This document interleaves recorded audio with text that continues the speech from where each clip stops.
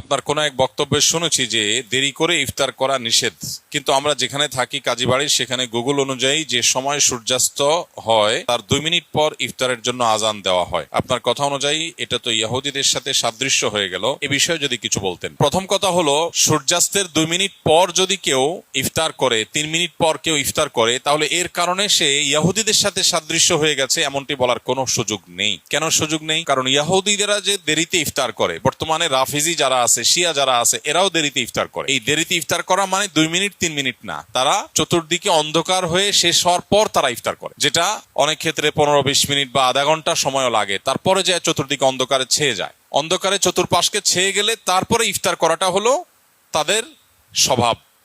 অতএব কোন মুসলিম 2-3 মিনিট পরে বা 2-4 মিনিট পরে ইফতার করলে সে ইহুদিদের সাথে সাদৃশ্য হয়ে গেছে, রাফিজি বা শিয়াদের সাথে সাদৃশ্য হয়ে গেছে এমনটি বলার কারণ নাই।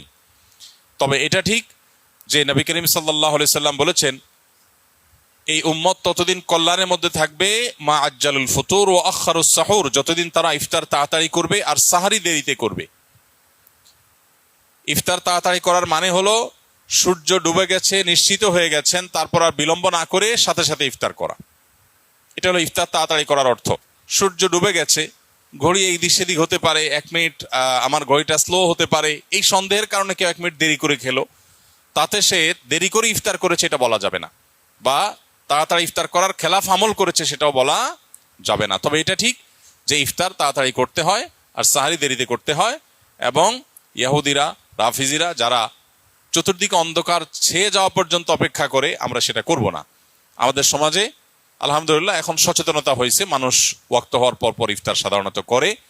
আর একটা জিনিস গুরুত্বপূর্ণ, তা হলো ইফতার এবং সাহারির সাথে আজানের সম্পর্ক সরাসরি নাই।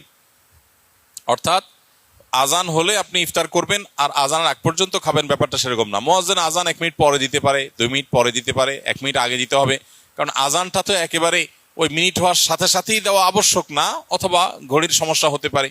এই জন্য আপনি দেখবেন টাইম হলো কিনা সেটা। অতএব যদি টাইম আপনি মেনটেন করে ইফতার এবং সাহরি করেন, ইনশাআল্লাহ সুন্নাহ আদায় হয়ে যাবে, আল্লাহ চাহেন তো।